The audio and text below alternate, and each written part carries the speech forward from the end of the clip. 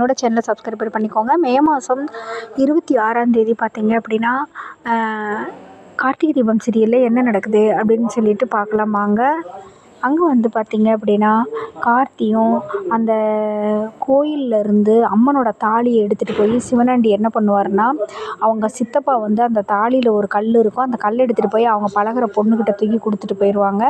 அந்த தாலியை வந்து அம்மனோட தாலியை எடுத்துகிட்டு போய் ரேவதி ரூம்லேயே வச்சுருவாங்க. இது அவங்க சந்திரகலா அவங்க சித்தி. அதோட முடிஞ்சது. அதுக்கப்புறம் என்ன நடக்குன்னா, கோயிலில் எல்லோரும் ரெடியாக இருப்பாங்க. பூசாரி கதவை திறப்பார். உடனே தாலி இருக்காது. தாலி இல்லைன்னொன்னே அதிர்ச்சி ஆகுறாங்க. எல்லோரும் பயங்கரமாக பேசுகிறாங்க. அப்போ வந்து சிவனாண்டி சொல்கிறாரு, அந்த ராஜா சேதுபதியை பார்த்து சொல்கிறாரு, இந்த ஆளுனால அவங்க பையனே வேண்டான்ட்டு போயிருக்கிறான், இந்த ஆளுனால தான் பிரச்சனை, இவர் ஒரு ராசி இல்லாதவர் அங்கே இங்கன்னு. கார்த்தி உடனே அடிக்க போகிறாரு. மரியாதை இல்லாமல் ஆளுக்களுன்னு பேசுனீங்கன்னா உனக்கு அவ்வளோதாங்கப்பா, எல்லோரும் பேசாமல் இருங்க, கோயிலில் வந்து இப்படி ஒரு பிரச்சனை ஆயிடுச்சு. பரமேஸ்வரி பாட்டி உடனே என்னங்கிறாங்க, ஏதோ கோயிலில் வந்து இந்த மாதிரி ஒரு பிரச்சனை ஆயிடுச்சு, அதுக்கு என்ன தீர்வு, என்ன பண்ணலாம் ஏது பண்ணலான்னு தான் யோசிக்கணும், அதை விட்டுட்டு நம்ம ஒருத்தருக்கு ஒருத்தர் சண்டை கட்டிகிட்டு இருக்கிறது நல்லா இருக்காது, தயவு செய்து வாங்க அப்படின்னு சொல்கிறாங்க.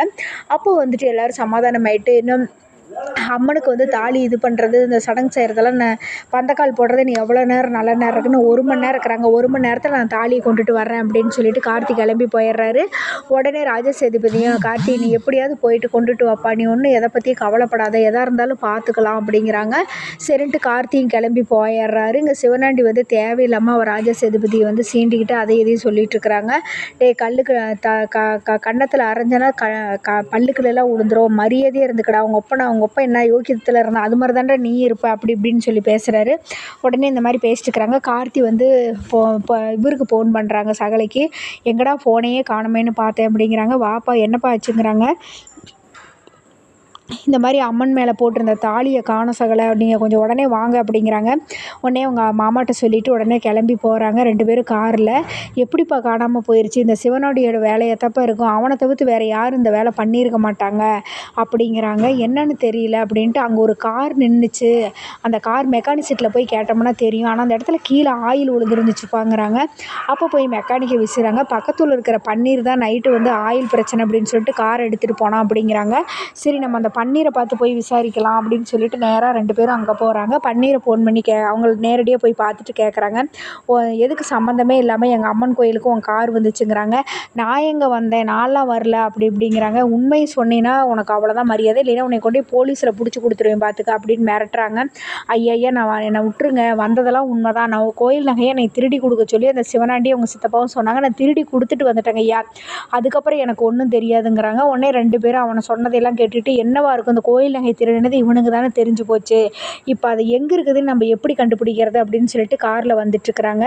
இதுக்கடையில் அந்த சிவனாண்டியோட சித்தப்பை வந்து அந்த தாலியில் இருந்த கல்லை கொண்டுட்டு போய் தன்னோட பழகிற பொண்ணுக்கிட்ட கொடுத்துருப்பாங்க. அந்த பொண்ணு அதை விற்கிறதுக்கு அந்த பக்கத்தில் சேட்டுக்கிட்ட போவாங்க.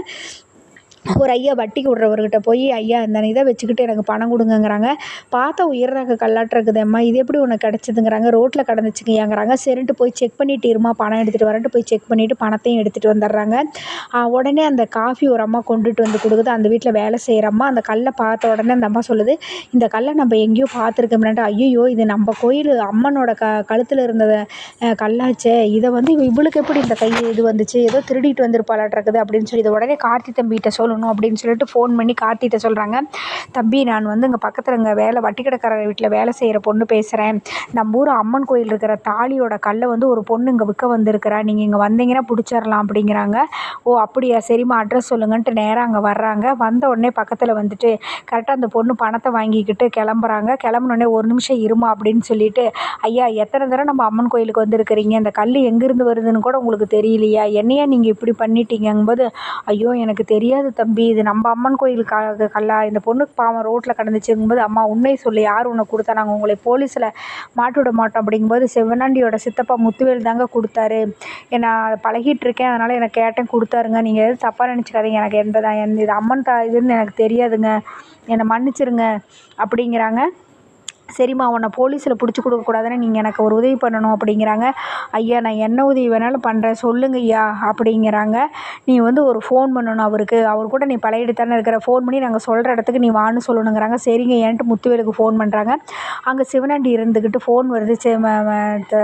மகனே இரு நான் அந்த ஃபோனை பேசிட்டு வரேங்க, இங்கே என்ன பிரச்சனை போயிட்டு இருக்குது, இப்போ உனக்கு ஃபோன் முக்கியமா, அட ஒரு நிமிஷம் இரு நான் பேசிட்டு வந்துடுறேன்ட்டு வெளியில் போயிட்டு ஃபோன் பண்ணுறாங்க. என்ன இந்த நேரத்தில் ஃபோன் பண்ணிக்கிறாங்க. இல்லையா நேற்று நீ வந்துட்டு போனேன், எனக்கு எவ்வளோ பெரிய பரிசு கொடுத்துருக்குற உன் நினப்பாவே இருக்குது, அதுக்கு தான் ஏன் ஃபோன் பண்ண. ஓ மாமன் நினப்பு உனக்கு வந்துருச்சா, சரி சரி என்ன விஷயம்னு சொல்லுங்கள், வாயை உன்னை பார்க்கணும் போல் இருக்குதுங்கிறாங்க.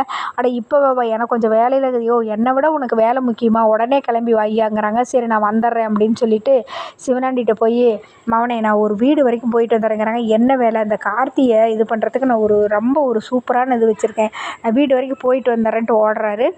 என்ன சித்தப்பா இப்படி படபடப்பாகவே இருக்கிறாரு, எனக்கு தெரியாமல் ஏதாவது சித்தப்பா செய்கிறாரா அப்படிங்கிறாரு சிவனாண்டி. அந்த பொண்ணு ஃபோன் பண்ணுது, ஃபோன் பண்ணிவிட்டு வர்றாரு. கரெக்டாக வந்துட்டு கார்த்தி இவங்களாம் வெயிட் பண்ணிகிட்ருக்குறாங்க. என்ன நடக்க போகுது தெரியல. அடுத்த எபிசோடில் பார்க்கலாம். நன்றி, வணக்கம்.